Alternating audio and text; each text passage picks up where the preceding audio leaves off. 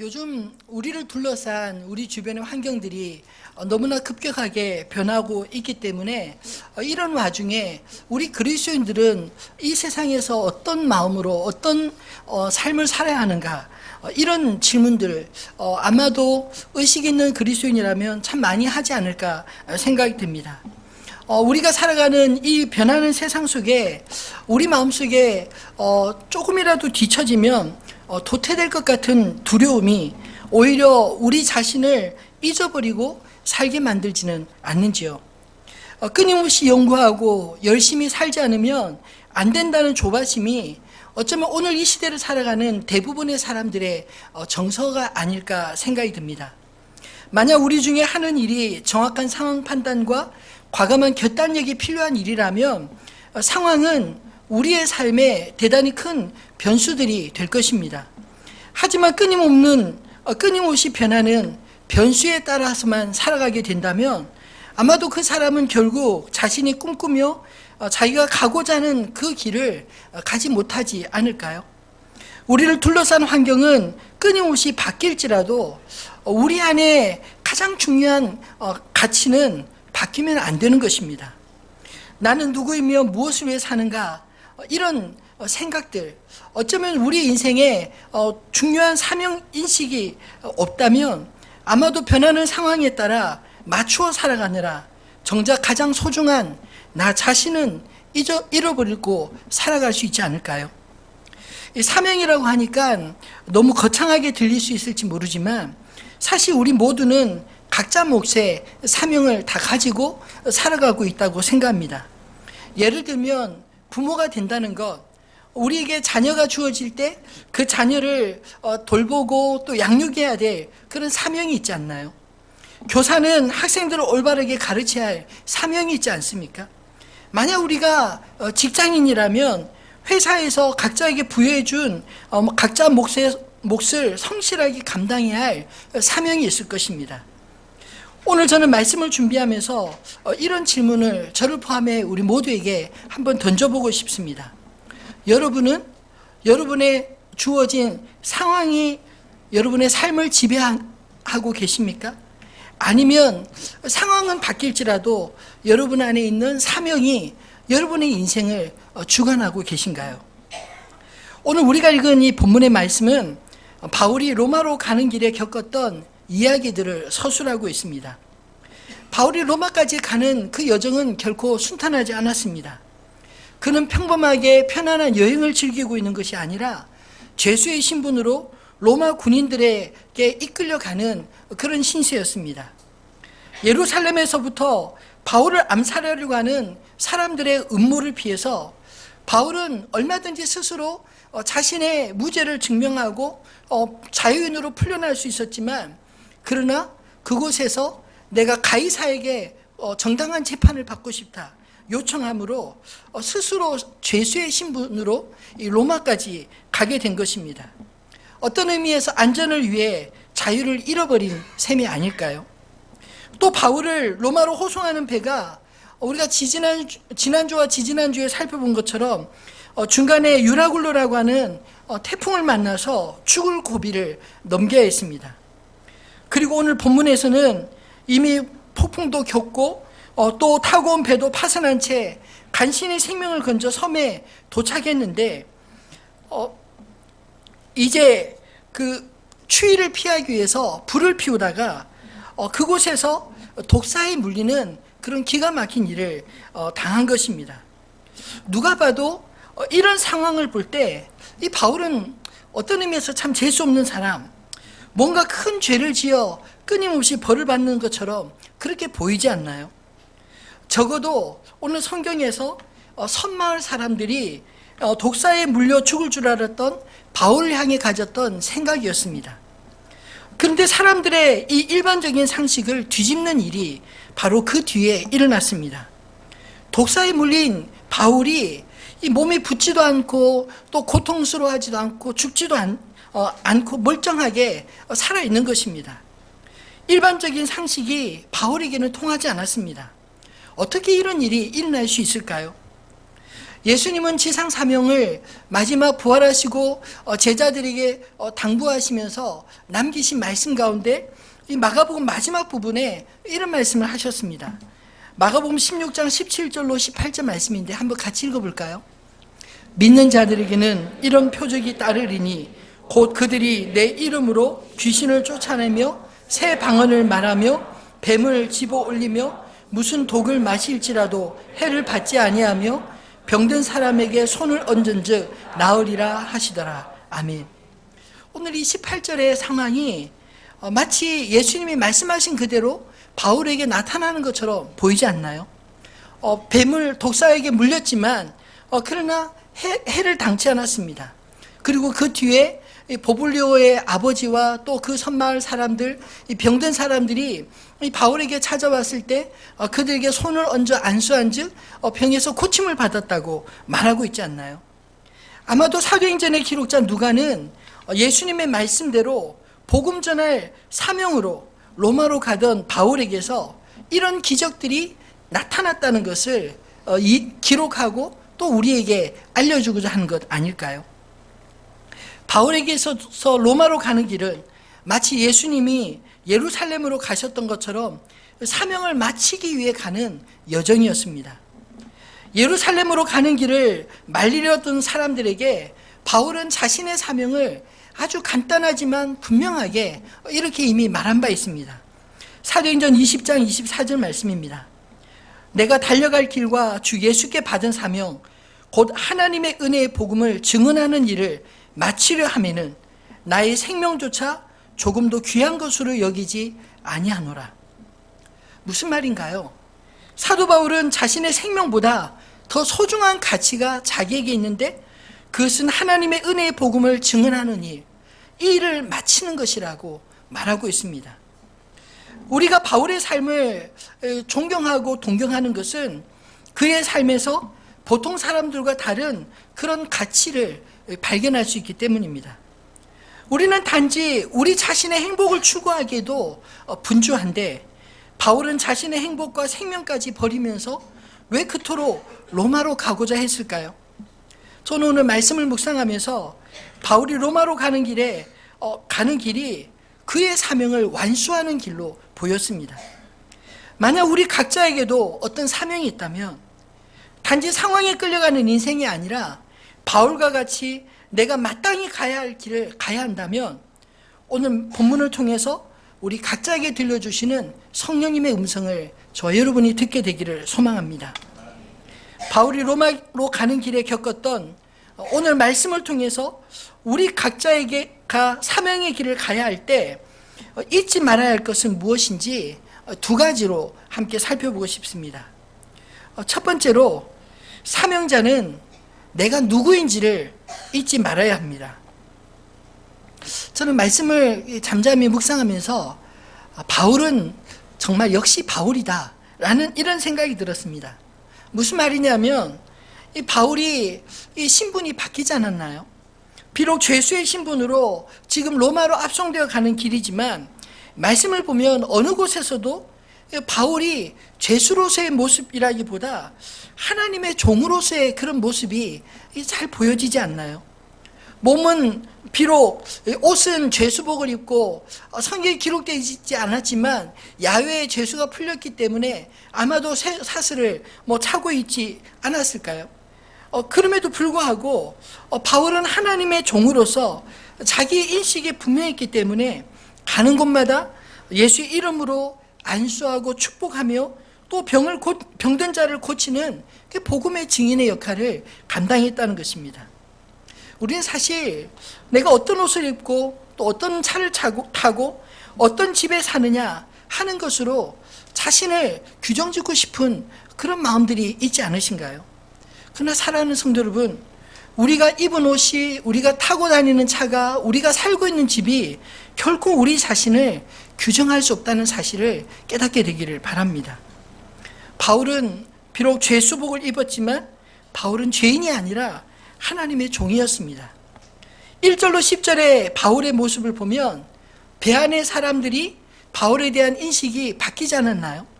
근데 오늘 본문의 말씀은 섬에서 머무는 석 달 동안 그곳 섬 사람들에 의해서 바울의 모습이 어떻게 변화되고 있는지, 어떻게 그 바라보는 눈이 바뀌고 있는지를 기록하고 있습니다.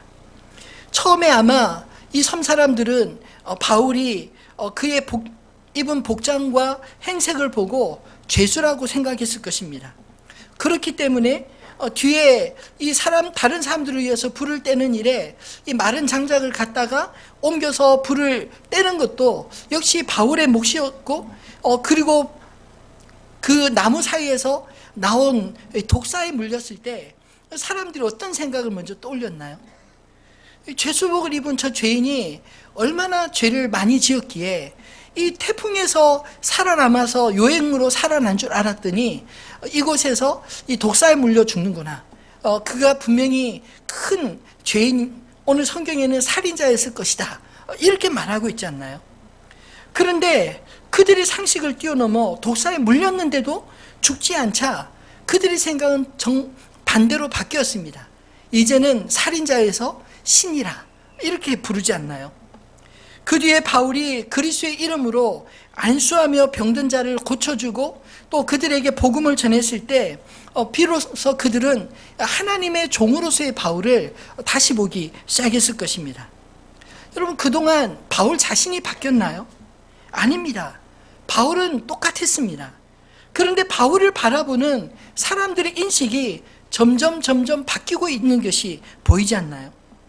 바울 자신이 자신에게 처한 그런 상황에 휘둘리지 않고 하나님의 종으로서의 담대함이 그 속에 있었기 때문에 이런 변화들이 일어난 게 아닐까요?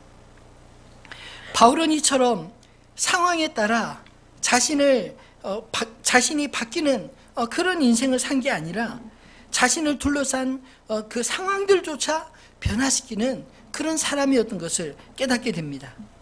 어떻게 이런 일이 가능할까요?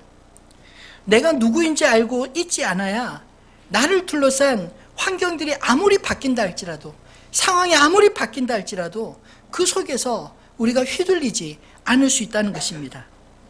바뀐 것은 바울이 입고 있는 옷과 또 그의 신분일지 모르지만 바울 자신은 여전히 바울이었습니다. 하나님의 종이었습니다. 복음을 위해 헌신한 바울은 어느 곳에나 누구에게나 복음의 증인이 아니었나요? 그가 예수 그리스도의 종으로서 주인 대신 주님을 의식하며 살았기 때문에 바울을 통해 주님이 친히 자신을 드러내 보인 게 아닐까요? 나를 둘러싼 상황과 현실들을 내 마음대로 조정하며 살 수 있는 사람이 우리 중에 얼마나 되겠습니까? 대부분의 사람들은 자신이 어쩔 수 없는 그런 상황과 형편 속에 살아가게 됩니다. 그렇지만 여러분 기억하십시오. 내가 바뀌지 않으면 상황도 나를 쉽게 바꿀 수 없다는 것, 휘두를 수 없다는 것을 기억하시기 바랍니다. 오늘 바울처럼 상황이 바뀔 때마다 그가 변하는 것이 아니라 상황조차 바꿀 수 있는 그런 사람들이 되시기를 주님의 이름으로 축원합니다. 바울은 상식에 갇힌 사람이 아니라 상식조차 뛰어넘는 사람이었습니다. 처음에 독사에 물렸을 때 사람들은 그가 큰 죄인으로 생각했지만 이 독사에 물려서도 아무런 해를 입지 않는 것을 보고 나중에는 신이라 생각하지 않았나요? 우리는 사실 우리의 삶의 기본적인 상식들을 저는 존중해야 한다고 생각합니다. 하지만 만약 우리가 상식에만 갇혀서 상식에만 머물러 살아가게 된다면 어떻게 그 상식을 뚫고 하나님께서 우리 안에서 역사할 수 있을까요? 때로는 우리의 생각과 경험과 상식을 뛰어넘는 기도가 필요하지 않습니까? 하나님은 우리의 상식에 갇혀 계신 분이 아니시기 때문에 우리의 믿음의 기도를 통해 상식을 뛰어넘는 하나님의 역사를 보여줄 수 있는 분이라 믿습니다. 그리고 사명자는 하나님이 반드시 지키시는 줄을 믿으시기 바랍니다. 바울을 통해서 그의 그런 주님의 보호하심이 느껴지지 않나요? 태풍조차 바울을 침몰시킬 수 없었고 심지어 독사의 독조차 바울에게 해를 끼치지 못한 것, 그것은 하나님의 철저한 보호하심이 있었기 때문 아니겠습니까?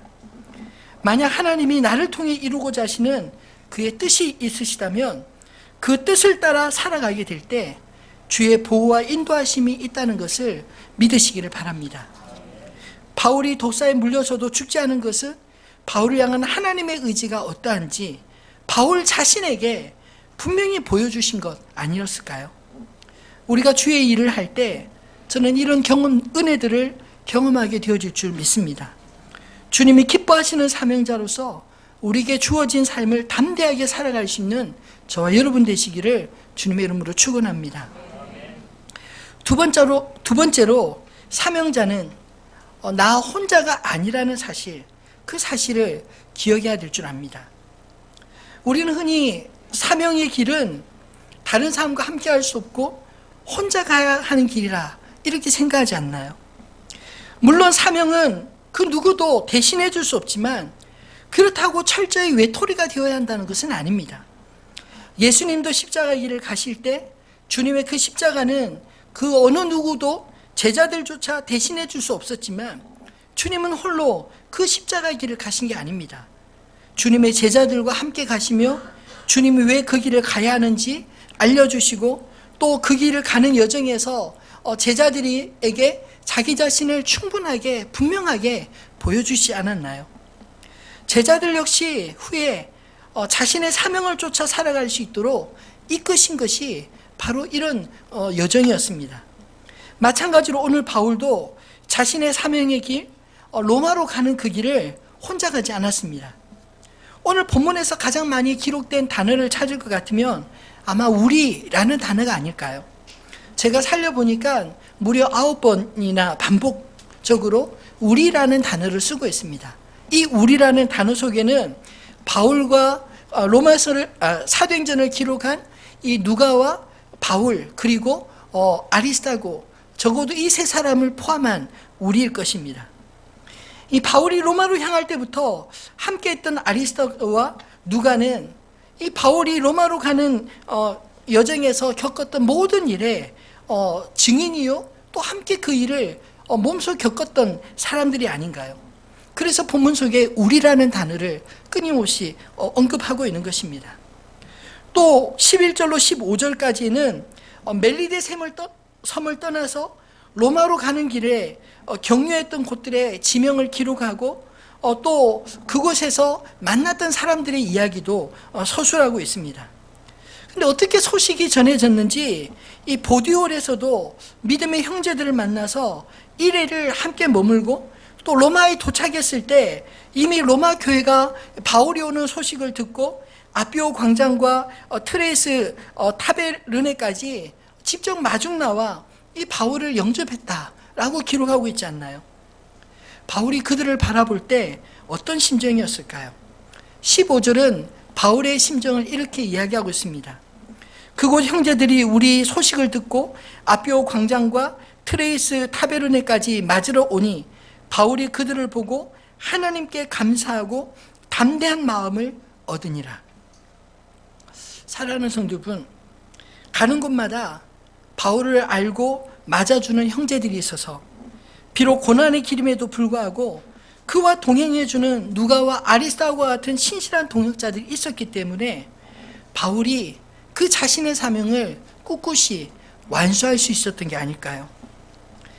사명의 길은 빨리 가야 하는 길이 아니라 우리의 인생을 통해 멀리 가야 될 그런 길인 것입니다.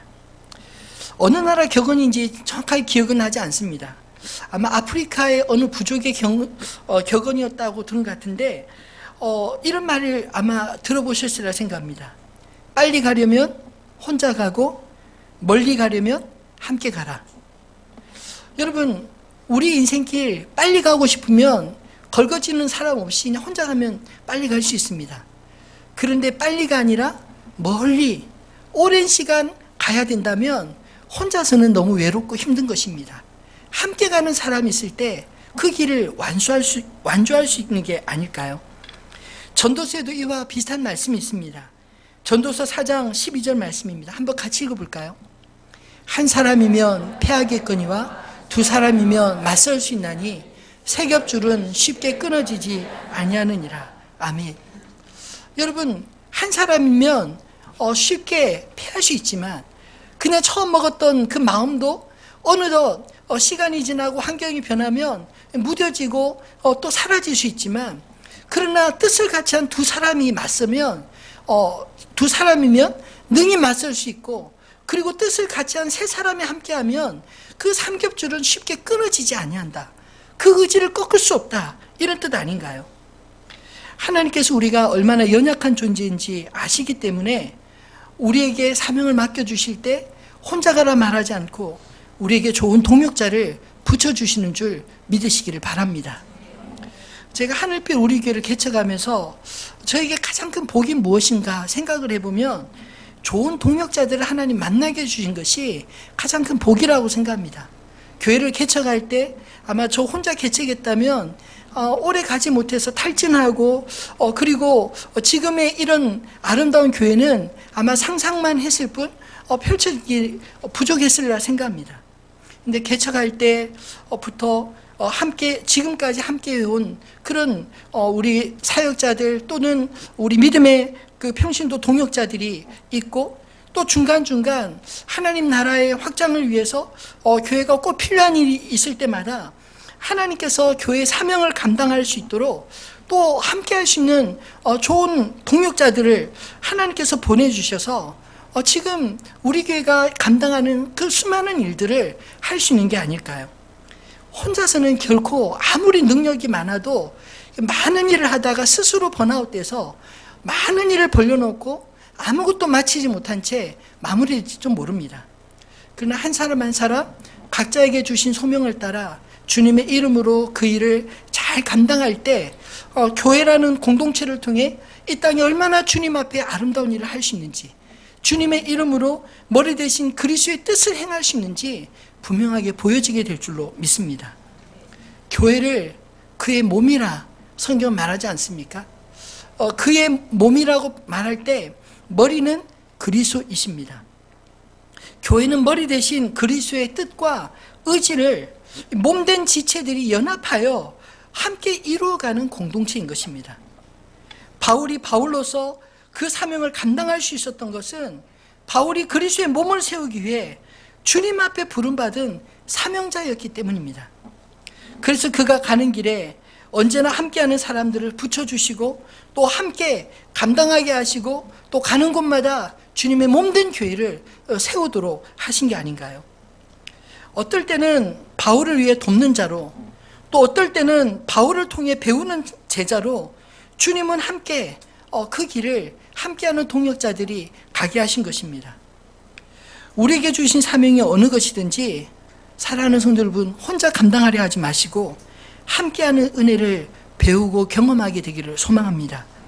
무엇보다 교회 공동체를 통해 함께 주님의 뜻을 이루는 기쁨과 보람을 배울 수 있게 되기를 진심으로 소망합니다. 말씀을 맺겠습니다. 바울이 자신의 사명을 완수하기 위해 로마로 갔던 것처럼 여러분의 사명을 완수해야 될 목적지 로마는 어디입니까? 우리 각자가 감당해야 될 사명의 길, 우리 각자의 로마로 가는 그 길이 저는 있으리라 믿습니다. 그 길을 바울은 자기 자신이 누구인지 잊지 않고 묵묵하게 그 길을 갔던 것처럼, 또 혼자가 아닌 믿음의 동역자들과 함께 그 길을 갔던 것처럼 우리 각자에게 주어진 사명의 길을 갈 때도 역시 내가 누구인가, 그리고 나와 함께하는 믿음의 동역자들과 함께 할 때는 그 길을 온전히 감당하게 될 줄로 믿습니다. 만약 우리가 우리를 둘러싼 그런 상황과 형편에 따라 바뀌는 인생이라면 어쩌면 우리는 이래서 안 되고 저래서 안 될 그런 변명과 핑계들을 대며 우리에게 주어진 사명을 외면할 수 있지 않을까요? 그러나 사명을 따라 살아가는 사람들라면 상황과 형편을 뛰어넘는 하나님의 사람으로서의 능력이 저와 여러분을 통해 드러나게 될 줄로 믿습니다. 오늘 바울이 우리에게 보여주는 이 모습이 그렇지 않나요? 비록 죄수의 몸이었지만 바울의 영혼은 자유했습니다. 하나님의 영이 임한 바울 때문에 함께 배에 탔던 276명도 구원할 수 있었고, 복음의 사명이 있었기 때문에 바울은 독사에 물렸지만 죽지 않았습니다.